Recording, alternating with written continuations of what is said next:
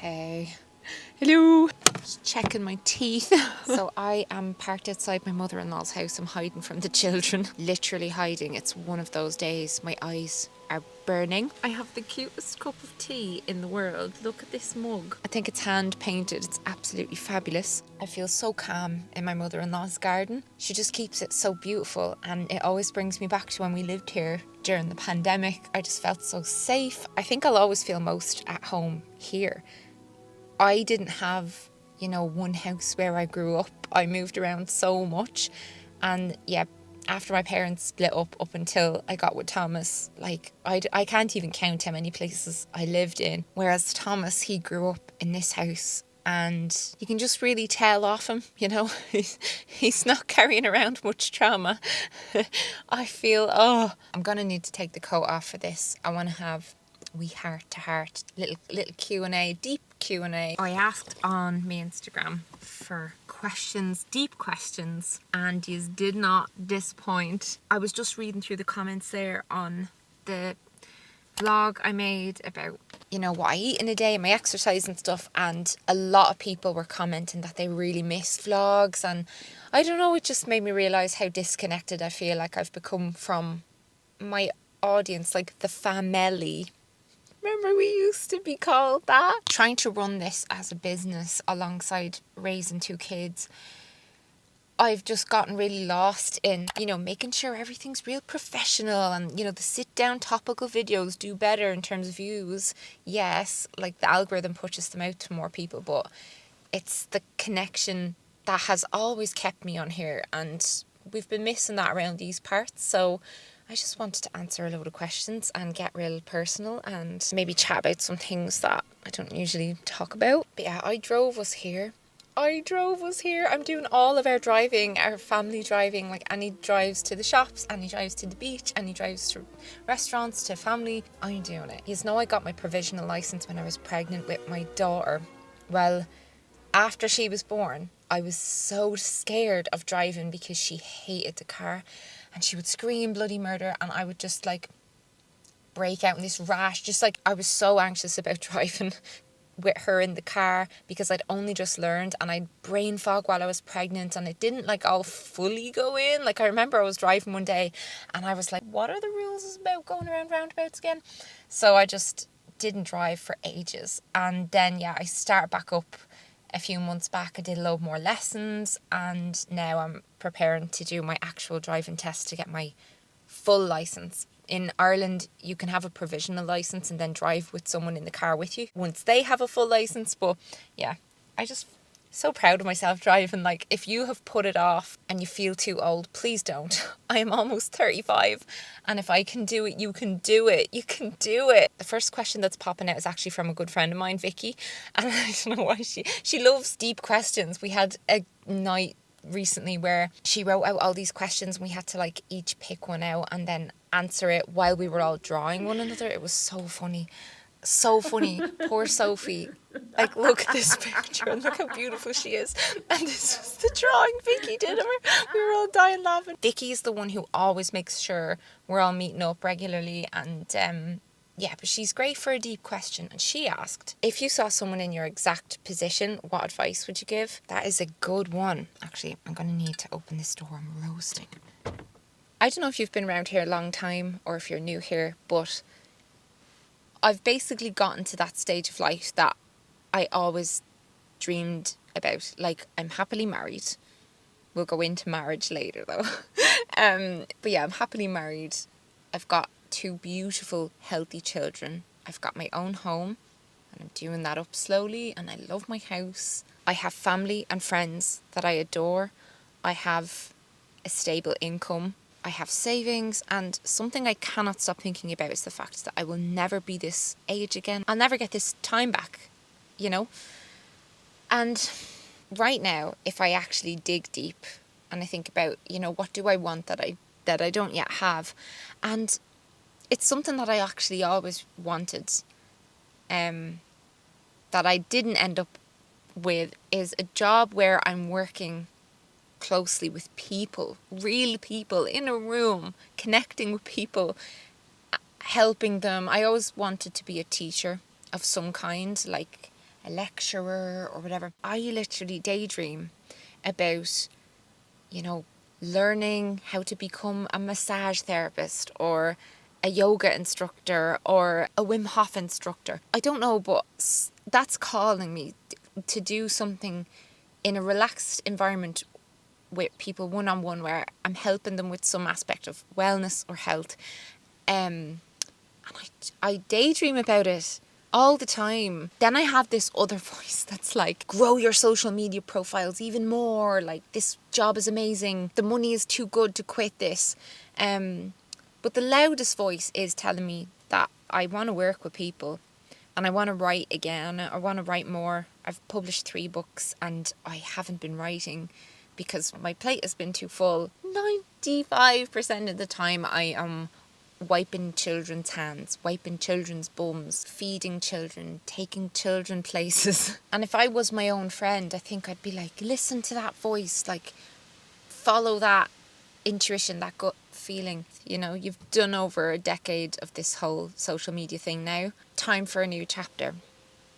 But I just don't want to abandon my audience on here, and I think I would miss it so much. Like, trying to accept that you can't have everything, and like that I want 50 million lives. Maybe that's my path in my 40s and 50s, but like where I'm at right now, this online thing, it's like a group chat that I don't want to leave. I wish I knew how to quit you. Then why don't you just let me be, huh? Another thing I would say to someone in my position, if they were debating on having another baby, I'd probably say, you know, you will never regret the child you have, but you may regret not having that third child. But so many questions came in about, have I decided against having a third child? Like, where I'm at, am I happy with 2? Do I feel like 2 is enough? I would so tell myself, just go for it. Just go for it. It'll be all the hard part will be done really quick and blah, blah, blah. But every day I'm leaning more towards being happy with where our family is at. It is really a lot. The whole newborn bubble and all that is really, really lovely. But like, as the family expands, as my first child gets older, I'm realising how much they need you the older they get. And I feel like they're probably going to need me more when they're preteens, when they're teenagers. I want to be there for them in the little snippets of time where they're actually willing to open up to me, and, you know, they're going through something. When they need me, I want to be there. And the more kids we have, the less time I can give to each child, and the less time I have to work on myself, the less time I'll have to work on our marriage. And the more money it'll cost, and therefore the more we'll have to work. And it's just such a huge decision. It's so much bigger of a decision than just like, I have more love to give. And I feel like there's so many babies unborn. Like, I imagine all the different combinations of me and Thomas, all the potential babies. Like, I'd love to just see what they all look like, all the different combinations of our genes, and like all the different names we would call them, and all their different personalities.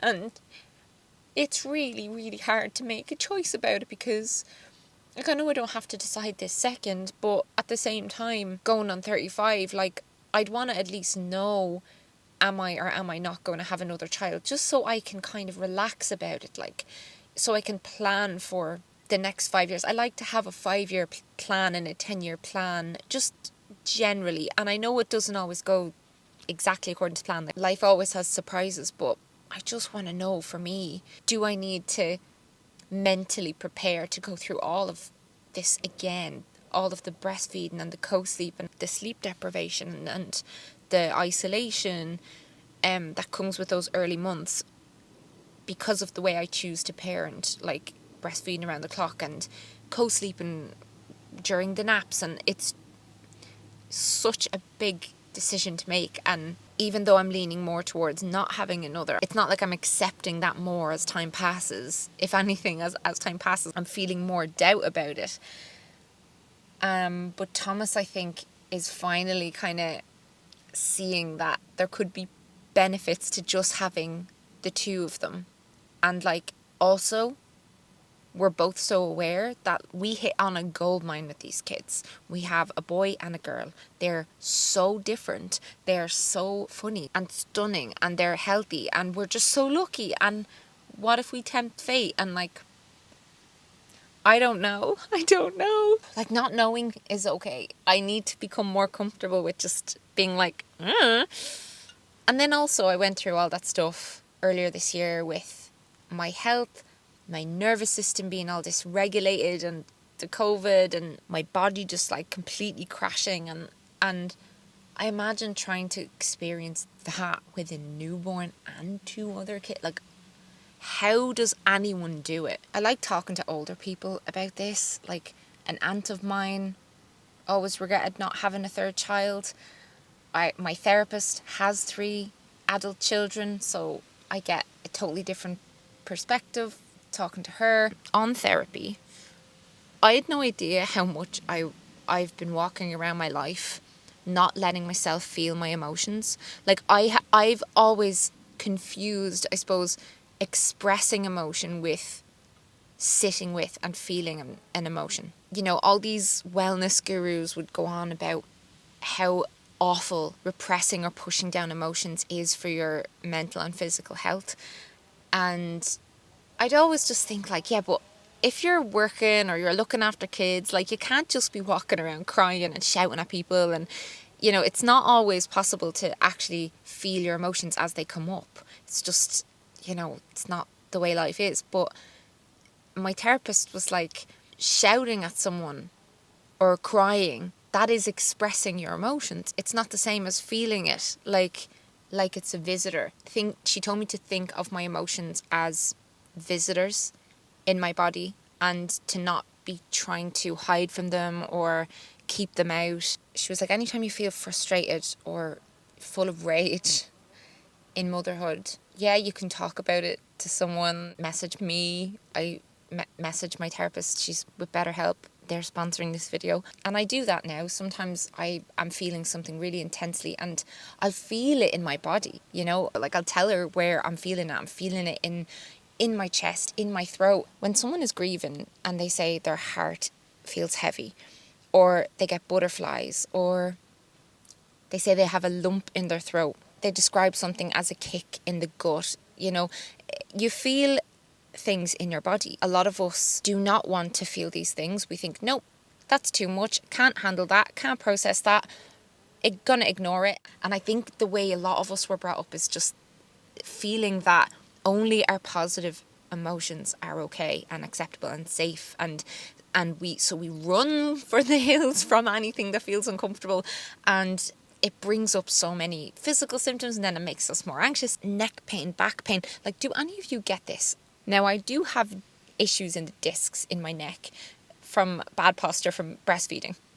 That aside, I carry stress and repressed emotions in my shoulders, in my neck, and I get these knots and just this tension. It's just stiffness, and I can barely move my head some days, and it's so bad. Any of you get, like, literally pain when you're going through some emotional shit? I can't believe how much I'm learning about the mind-body connection through therapy, and I'm learning how to actually identify what it is I'm feeling, and then I can at least link it back to why am I feeling that, what's going on for me, and just accepting things as they are instead of fighting against these feelings, which we're kind of programmed to do from a young age. You know, your parents and grandparents might be like, oh, don't be crying and stop crying, and then in school, like, the way we were brought up to not show how we feel, and it's like our parents are distressed by our feelings of upset. Like, something my therapist talked about was when you go to your parent with an uncomfortable feeling. Like,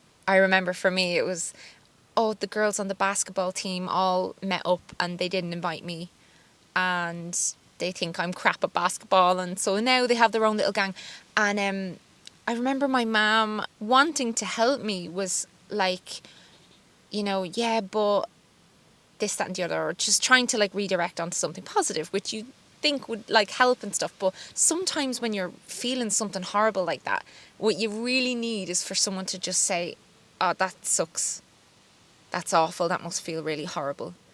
And like, that's it. Like, talking about it so much in therapy, finding it really healing, really helpful, getting really helpful tips from my Betterhelp therapist. I have been using Betterhelp since I lived here in my mother-in-law's house in 2020. If you could do with talking to someone that is not in your immediate circle, someone unbiased, an actual professional, check out my link in the description box. It'll give you a special discount on talking to someone who has years of experience dealing with struggles just like what you're going through. What I love most about BetterHelp is that it can all be done from your phone, through calls, videos, messaging. If you're really overwhelmed, the whole thought of having to go out and find someone in your area and then going on waiting lists and stuff, that can all be really intimidating. So I find that this is just the easiest way to get talking to a therapist, and you can very easily switch therapists within their service. It is brilliant. Getting unbiased advice from the comfort of your own home. I highly recommend them to everyone in my life. I've had such a good experience with them, genuinely, and I continue to pay for the service myself, and I'm very happy to have them support this channel. The next one's a bit juicy. What do you do when you start to feel resentment creep into your marriage? I just feel like when you see people online saying they never feel resentment within marriage, they're lying. Like, I will be bloody honest with yous. I sometimes feel resentment that my husband's sleep is much less interrupted and disturbed than mine. I wear a Fitbit. I'm actually getting an Oura ring soon, but he wears a Garmin watch. So we document our sleep, and I can see in stats, I can see the stats. He sleeps better than me. I'm still up a lot at night with a 1-year-old, and it's been this way for like 4 years, no, nearly 5 years if you count my pregnancy, because your pregnancy sleep is shit. Probably sometimes worse than newborn sleep. Constantly getting up to piss all night. And also, there are days, and I'm not proud of this. I'm just trying to be honest. There are days where I feel resentful of the fact that he gets to get up and walk away from the chaos of the kids for 8 to 12 hours. He gets to do that 5 days a week. One of the ways I get out of this is obviously, like, I know he has an incredibly stressful job. He flies airplanes. He is responsible for hundreds of lives. It is not like he is going off to a spa. Do you know what I mean? But that doesn't help, because sometimes I'm sitting there like, what I wouldn't give to just get in this car and drive somewhere by myself, listening to an audiobook. What I wouldn't give to then get to work and just go and get a little coffee and have a chat with whoever I'm going to be flying with that day. And he gets to fly with new adults all the time. And I'm very, extroverted. I love talking to people and meeting new people. So I get really jealous, because like, I have to try and coordinate with other people's crazy schedules with their kids and their babies' naps and their jobs and all this, to try and line up like where we can all meet for even just like half an hour. Like, the other mothers of the kids in my playgroup, we have a group chat, and every other day it's like people are like, oh, is anyone free at this time? Anyone free the next half an hour? And it so often clashes. Like, we've had a couple of meetups in the past month, but it's so much effort. Like, I want to be around people all day, every day. I love being around people. Even just the fact that he gets to go somewhere where he knows what he's doing. Like, he can be like, right, if I press this button, this thing will happen. And he gets to just be good at something all day. And parenting is not like that. When you press this button, you don't know what's going to happen, because kids are different from every moment, every hour, every day, every week. They're changing. It's just, you never know what to expect out of the day. And that's what I find really hard about it. What helps me is that I just sometimes mentally swap places with him. Like, I talk to him about it. And, he'll tell me he feels massive guilt because, like, he wants to be around the kids all the time. And sometimes if he has a long haul flight and he's gone for a couple of days, he says that our daughter just kind of acts like he's a stranger. When he's not working, all he wants to do is be in the house. And all I want to do is just be anywhere else. Like, because I don't get to drive this car unless he's off work, because he has to be in the car with me because I don't have the full license yet. So like, I just want to be off on little adventures, but he just wants to be at home, you know, cutting the grass, and that involves more of me just doing the full parenting thing alone, because he has to get all those things done as well. Yeah, I talk to him, I remind myself that those feelings I'm having are not his responsibility, and his responsibility is not to fix any of that. My instinct can be to pull away, to show my resentment. It's always something that when I was in really toxic situations with people, there'd be a lot of stonewalling. If you Google stonewalling, you'll probably recognize it. Even if you've not done it, you'll recognize it from other people. So my instinct is to just shut down, to get a message across, and I have to fight really hard to be like, no, I'm going to redirect towards connection and talking about this shit, because it's not easy to say, you know, I'm really jealous of you today. I wish I'd slept that well. Like, you know, measuring up all these nights where you had shit sleep, or all these things you've done around the house or whatever, and it's not a competition. He has completely different roles and responsibilities in our life. There's lots of things that he does that I don't do. Like, he keeps track of all our bills and all that kind of crap that I just do not have the headspace for. Next question. Do you feel content? Do you feel like you have it all, or is it a never-ending quest? I feel really content, but I'm uncomfortable in it, if that makes sense. So just hear me out. I can literally feel people clicking away, just being like, oh, you bitch. I'd love to feel content, but I've never felt content before. So this is weird. All my life, you know, there was something I was working toward. You're in school, then you're in university, and you're in relationships, and you're trying to work toward like the commitment and building the family. And it's so strange to be at that stage of life where it's like some giant hand came out of the sky and handed me all the things that I always dreamed of when I was like in bed, 7 years old. So it's a bit like, so what's my job now? Like, am I supposed to just sit and enjoy these things? My brain just doesn't know how to do that. So it's kind of a constant process of, number one, learning to practice mindfulness, but like really. Number two, remembering that there are plenty more quests ahead. You know, it's not like I'm feckin' 90 years old. I might be alive for another, 60 something years more, with the way the world is going to be changing. It's not like it's all over now that I have these things and I have to have this big crisis of mortality or whatever. Like, there's so many more goals. It's just that those ones, you always think that it's like, because the movie always ends at a certain point, you're like, right, and then you forget that there's all this. So I am in that kind of state now where I'm like, right, what are all the other things I want to do? Do you sometimes regret having children? A lot of people ask this. I know a lot of you are trying to decide whether or not to have kids, and you're probably wondering like, well, am I going to regret it? I never regret it. Do I sometimes miss my old life where I could just at any point of the day do whatever I wanted? Like, I want to take a nap. I want to get on an airplane. Like, do I sometimes miss that? Obviously, yes, I do. That was so amazing. But God, no, do I regret having kids? There's no explaining it. I look into their eyeballs and I'm like, I'll be your servant forever. Of course I'll complain about it sometimes, but stomp all over me. What they say really is true. The good parts of it make the hard parts worth it.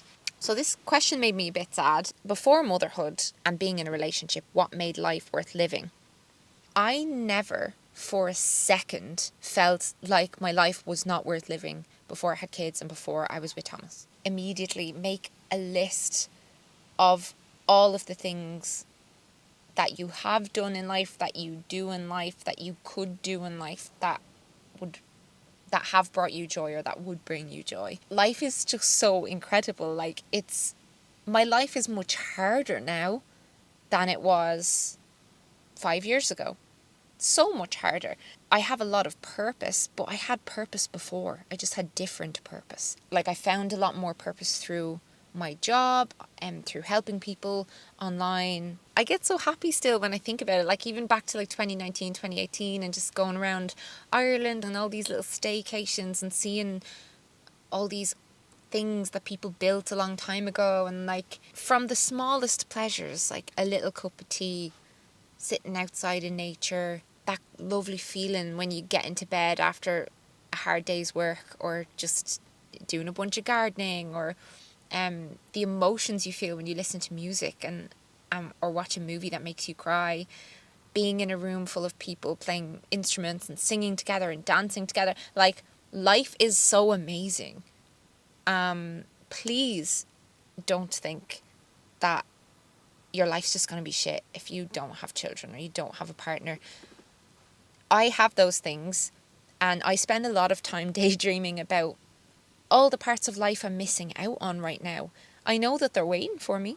They're going to be there, and I'm going to get to share those parts of life with 3 amazing people. But I think about all the other beautiful relationships I've had in my life, friendships, family relationships. You can share life with those people. And if you don't have those people, they're out there. There's billions of people on the planet. Someone asked, what do you miss most about your pre-motherhood self, but don't necessarily want back? That is really easy. I miss Tipsy Mel. Tipsy Mel was class. Tipsy Mel was a legend. Tipsy Mel was so fun and just had not a care in the world and would make people laugh and make people feel at ease. And I loved the feeling of being tipsy. And the reason I don't want her back is just because I associate her with Drunk Mel. Drunk Mel was a bitch. Drunk Mel was a nightmare. But Tipsy Mel, if I could have that back with the certainty that I would never get drunk again, I think I would start drinking again. Like, I would have like a 2-glass rule that I would 100,000,000% stick to, because Tipsy Mel was amazing. What's your number one tip for having a healthy relationship with kids? Again, got this through therapy, but surrender. Surrender and acceptance of the roommate phase, of the parallel living stage. And I'm not saying to just be like, right, that's it. It'll all work itself out. It'll be fine eventually. No. I know that it's going to take a lot of effort and planning for Thomas and I to get to a point where we have our romantic, fun relationship back, where we're going on regular dates and that kind of thing. But we are not there. And please, if you are, watching me and you see so little of my life, and like, I know some people compare themselves to what they see online and everything like that, but like, please, if you're watching me, don't assume our life is full of like sexy passion dates and, being all done up all the time and kissing and looking each other up and down, being like, Like, some days we are so tired that we barely get time to look at each other for 5 seconds because we've so many things to do, looking after the kids and the house, and that is normal. And it is a season. It's not going to last forever. Letting go of feeling bitter and disappointed, and like, because no one warns you about that. Like, nobody tells you how much you are going to miss being able to pour into your partner. Like, you have only so much to give, and you have to give so much of that to your kids, and you can forget to give some of it to the person that you made the kids with, and it's you just can't really prepare for it. It just kind of happens, and then you find yourself like, oh, are we just like mates now? Like, are we right for each other?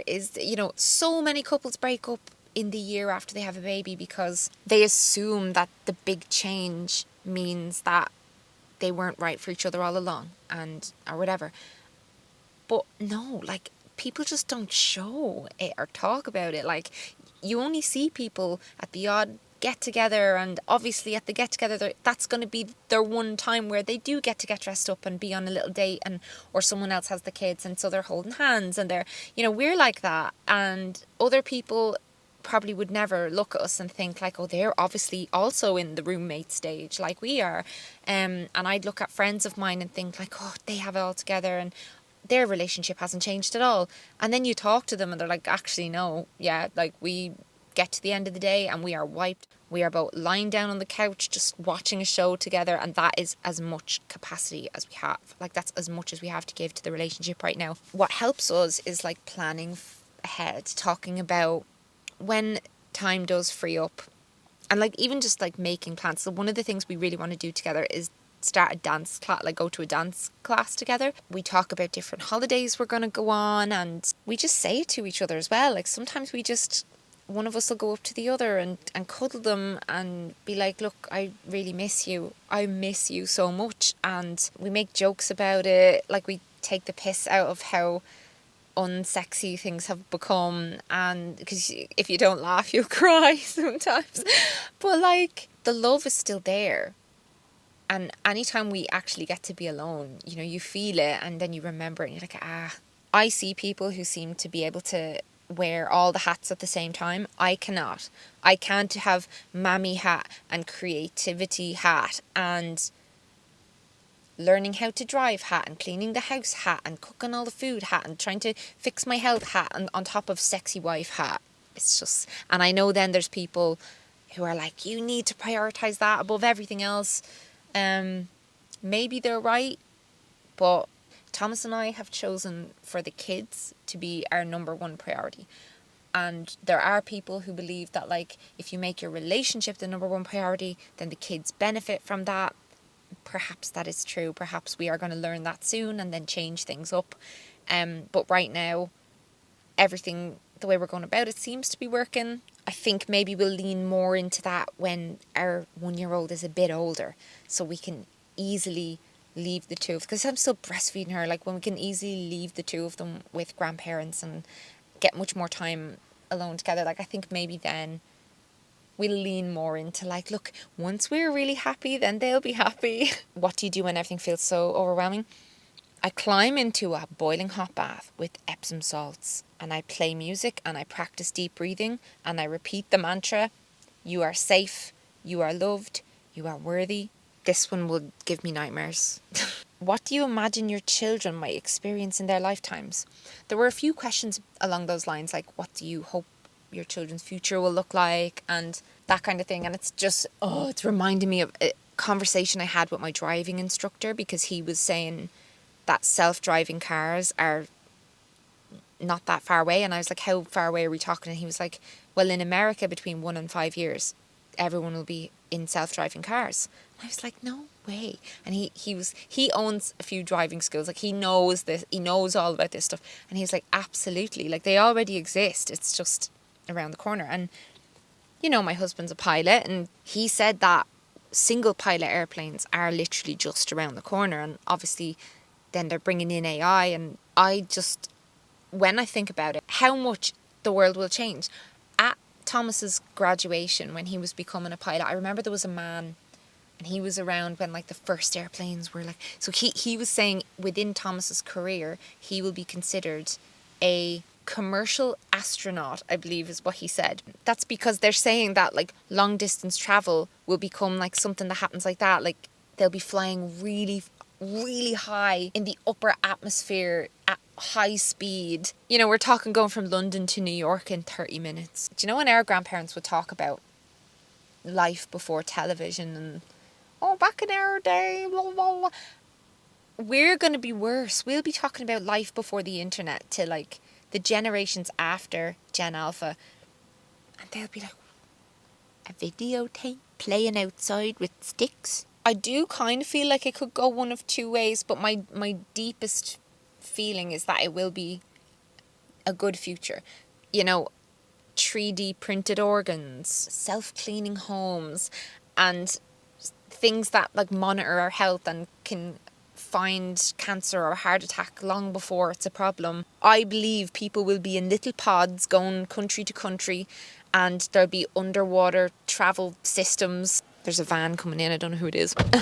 I do believe in humanity's ability to figure out climate change. I know we're a stupid species, but we are a stupidly intelligent species. I do believe in us to figure it out. I think virtual reality will be a big thing, and there'll be much blurrier lines between the real world and the digital world. Does it scare me to death? Yes. AI freaks me out. I want to do a whole video about AI, but I do think there will be all kinds of laws and stuff brought in around that, and they'll only really be able to fight AI, bad AI, with good AI. I'm still trying to get my head around it. Microchipping also freaks me out. You know, the idea of the fact that even now you can get a microchip in your arm and do like cashless payments. Hate it. I want to see a beautiful future for my kids. Like, it is possible. It's possible for no one to lack access to clean water, for the threat of infectious diseases to be eliminated, clean energy, and universal healthcare. There's someone dropping something off and I'm like really paranoid now. I feel so awkward when there's people watching me just talking to my little camera. If you could go back in time, what would you tell your younger self in order to make her realise she's wasting her time in a relationship or friendship, but something that would actually make her listen? People tell you through their actions how they feel, where they stand with you, what they want. Like, if someone is not opening your messages, they're leaving you hanging for days, they're not meeting your energy levels, like where you're like really, ooh, I'm really into you, and they're kind of like, your intuition and your gut feelings, they're often so on point, and you're really good at ignoring them. You're like a professional at ignoring them. And if you're having to go to people and talk it all over and be like, what does this mean? And blah, blah, blah, for like, and you're doing that for weeks. And no, I was dating someone, and now they were blowing hot and cold. So it was like, oh, I can't wait for you to meet my grandparents. And oh, I'd love to bring you to this place in whatever country. And one day we will blah, blah, blah, blah. But then would also say things like, I'd be really happy for you if you met someone who lives closer to you. We're just having fun. This is just really fun. Like, they would make it very obvious that we were not on the same page, you know, and I just was clinging on to what I wanted to believe. But the person that you are going to feel safe and secure with is going to make you feel safe and secure. They're not going to make you be questioning. They're not going to be giving you mixed signals. If you could go back and talk to teen Mel who had just met Thomas, what would you tell her? Oh, I'd be like, one day you and him are going to make babies. Look at his cute little face. He's going to make the prettiest babies that you've ever seen in your entire life. Oh, I would say one day he is going to be so much more confident. Like, he used to kind of sit there a lot when we'd be out and like looking at me. He'd be like looking at me a lot. I'd catch eyes with him a lot, but he wouldn't say much. And I always really needed the other person to make the moves, to put the moves on. I'd say, you know, right now you think he's too nice for you. But you have a boyfriend right now anyway, so that doesn't really matter. I was in a long-term relationship when I met Thomas, and like I did fancy him and think he was good looking and all that kind of thing, but I wasn't considering anything, obviously. He was single, I was not. But then when you're single, you're gonna see him come out of his shell and be all confident, and then you're going to think, oh, he could do better than me. He's a player. He'll hurt me. He'll break my heart. But it won't matter anyway, because then he'll have a girlfriend. And, you know, he's going to be very loyal to her, and he's going to back off, and he's going to stop flirting with you. There's going to be times where one of you is dating someone and it's a new relationship, but like the other one is single and there's real flirty vibes. And I would say, you know, that time you were dating that wanker and Thomas was single and you were both almost kissing, you should have stopped dating that wanker and like started getting with Thomas then. That was like 2016, 2015, 2016. And if we just got together then, we would have had more time as a couple before kids. That's something that I get really sad about when I think about it. Like we were together, what, 3 years before we had our first kid? And like, obviously that's lots of time, but I would have loved years of us just doing our couple thing without the responsibilities. And sometimes, yeah, when I've got friends who like had each other for like 10, 15 years before they had a kid, I get so sad and jealous. So many countries they got to go together without children, and that was one like part of it that I would get like, oh, I kind of wish I gotten with Thomas sooner. I had to learn the hard way that nice guys are a lot sexier than assholes. What would you say to someone 29-year-old that wants children but isn't sure how long to hold off from trying to conceive?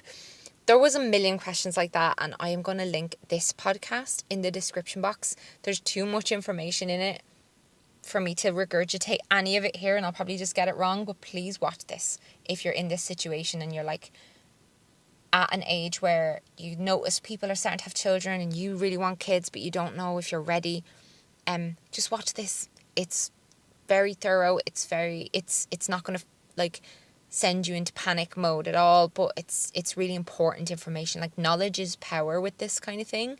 Can you tell us more about your spiritual/religious background and what you believe currently? I find this so hard to talk about.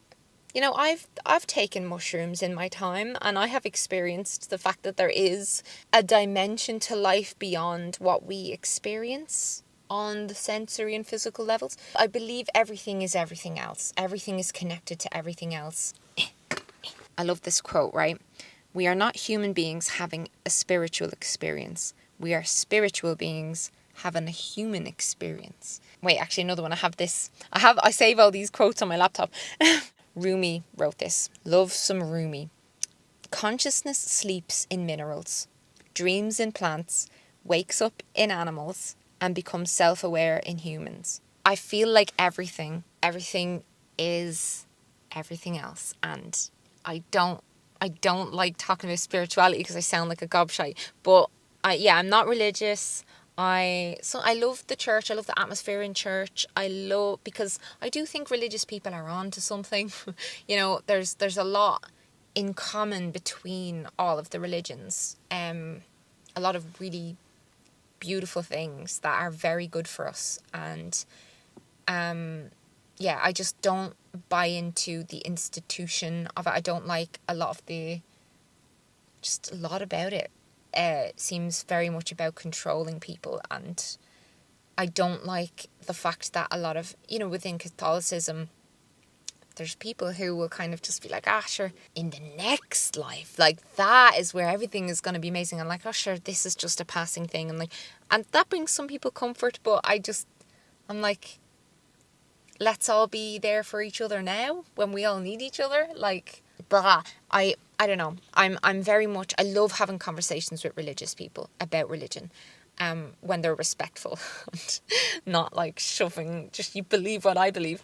But I'd consider myself a very spiritual person, but all very internal. Like, I don't really believe in just like, because it should be like, I don't think you should be walking around preaching at people. It's all, for me, spirituality is a very internal thing. When I do yoga nidra before bed, Google or put it into YouTube, yoga nidra 10 minutes, and just do one of those. When I do that, I get like a high, not high, but like I get like an awareness of like, what is everything? What am I? Like, what is it? It's so, spiritual experiences have happened. Like birth for me, so spiritual. Oh my God. I'm going to answer one more because this is probably so long, but I'm liking having these chats. I'm really, really tired. Can you tell? I'm like falling asleep.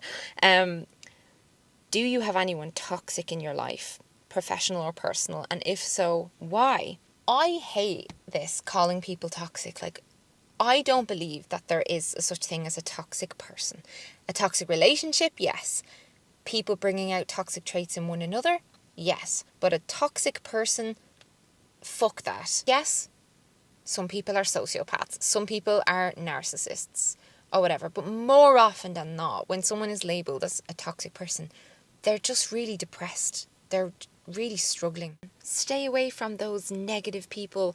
But like, sometimes the negative people, you're seeing them as negative because they call you out on your drinking problem or your gambling or your anger or your racism. There's a lot of people that dismiss others as toxic because they bring up uncomfortable feelings within themselves. There are people in my life who are going through a lot. it is hard to be around people sometimes when the energy is really heavy and that kind of thing. And if you always feel like the relationship is very one-sided and you're always giving and the other person is always taking, it's fine to put in boundaries. And I do that, and I have done that since I was in college with certain people, and I've like backed away from certain people because it did always feel very like that, like I was just giving everything to try and constantly soothe someone, and they'd come away from us hanging out feeling better and I'd come away from us hanging out feeling worse.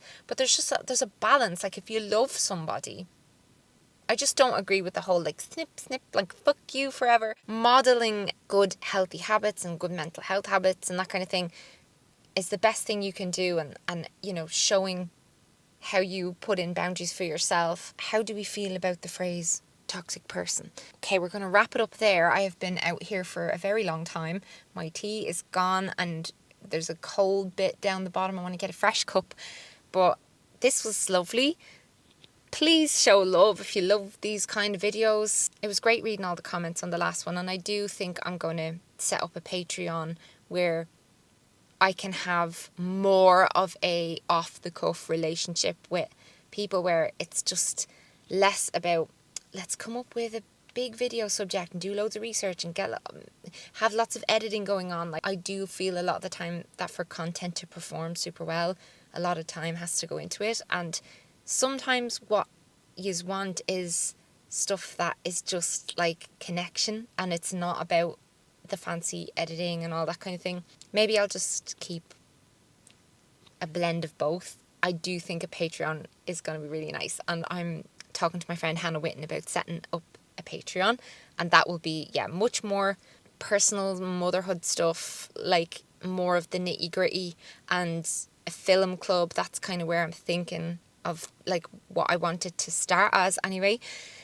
But I'm going to go and go back into the chaotic house. I can see my son running around naked in there. They obviously had a bath together. But thanks for the chats. I'll see you again very soon. Kisses for now. Farewell. Remember the link down below for Betterhelp. Talk to someone. Get that stuff off your chest. And I'll see you again in another video. Sherry, Sherry lady, living in devotion, always like the first time. Sherry, Sherry lady, life is no tomorrow. Take my heart, don't lose it. Listen to your heart.